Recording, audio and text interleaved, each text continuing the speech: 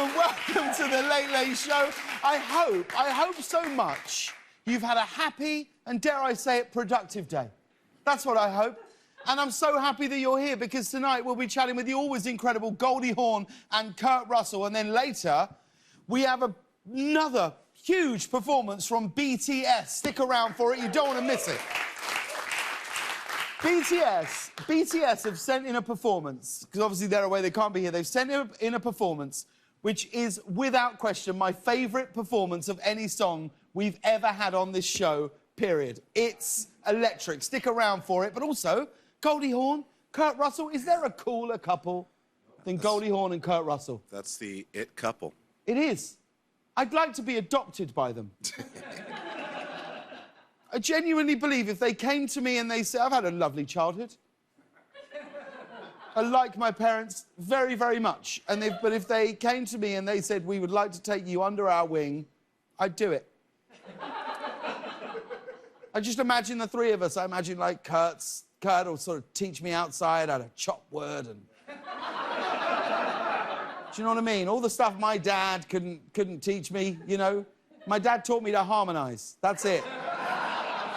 And that's been useful, but now I need to know how to chop some wood, you know?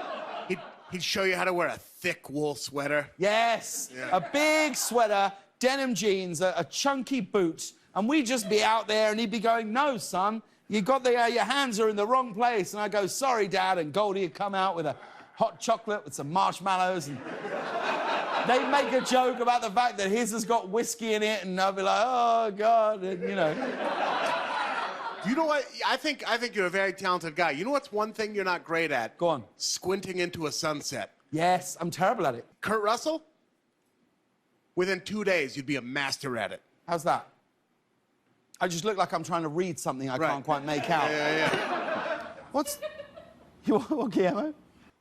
I said you look constipated.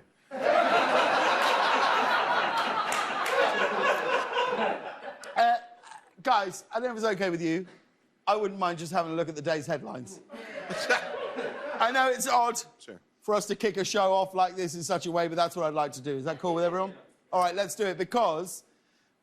big news. Last night, after weeks of delay, President Trump finally asked the GSA to begin the transition of power to President-elect Joe Biden. There it is. Bang. I swear to God, this is like the 5th or 6th time Joe Biden has won the election, isn't it? We've honestly done this 5 times now, but this is good news. It is, of course, but that's how low the bar is. Trump's doing the bare minimum, weeks late, acting like a total dick about it, and I'm like, look at that, leadership personified. I saw that, I was like, see, where was that leadership for the last 4 years? He's done nothing. I really love that we're all talking about the GSA as if that's a thing any of us knew about before yesterday. Well, the GSA is the complete transition of power. Like, don't just be a human retweet. Admit you don't know what it is. For those of you who don't know, as none of us do, GSA stands for General Services Administration, which sounds, I think, like a fake company you use to pad your resume. And what kind of work did you do? Oh, it's mostly general services and the administrating thereof. Despite all of this, Trump is still not conceding the election. And according to reports, Trump agreed to Biden's transition only after being told by advisors that he didn't have to admit defeat, which raises an important philosophical question. If you never concede, did you really lose? And the answer is yes. Yes, you did. Trump's like the chess master, like who's being badly beaten, so suggests a draw. I don't know if that analogy works. I'm only up to episode 5 of The Queen's Gambit. I don't know. I'm eating it up, though, The Queen's Gambit. Are you? Oh, I'm done with it already. No, you're not. Yeah. You devoured it. I devoured it. Beast. Yeah, I'll tell you at the end. Yeah. Queen, she gambits all over the place.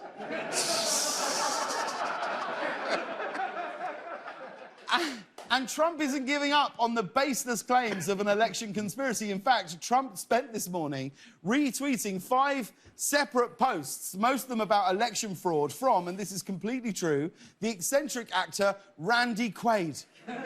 5 Randy Quaid retweets. 2, sure. 3, pushing it. 5, I think that makes him Secretary of Agriculture, doesn't it? Now, you might remember Randy Quaid as the nutty cousin Eddie from Christmas Vacation, or as the nutty fighter pilot from Independence Day, or as the nutty criminal fugitive from real life. In the final post that the president retweeted, Randy Quaid did a dramatic reading of a Trump tweet attacking Fox News. Have a look. They forgot the golden goose.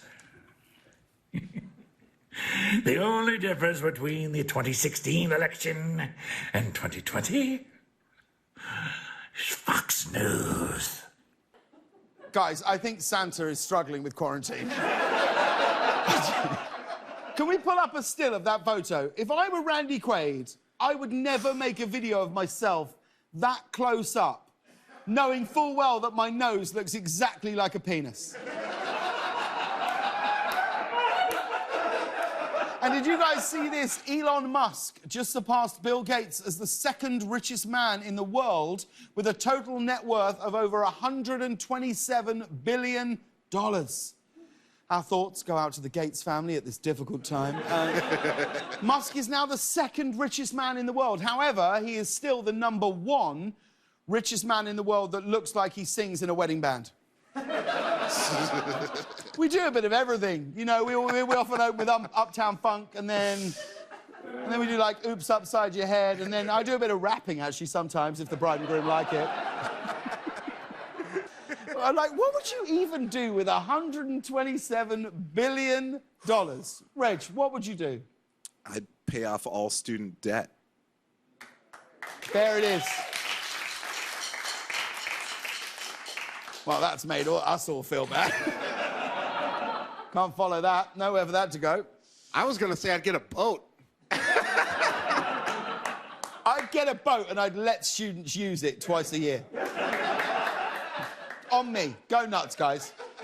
You still have to pay for fuel. And finally, we wanted to tell you about this. There's a new dating app exclusively for bald people.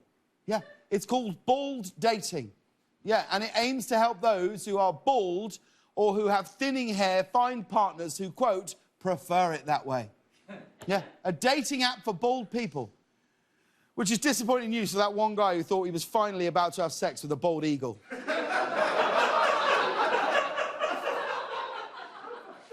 What is it with it, like, bald... Is this a... Like, I really feel like eventually we're just going to get to the point where every individual man just has his own app. Hi, I'm Mark. If you want to date Mark, join Mark Finder.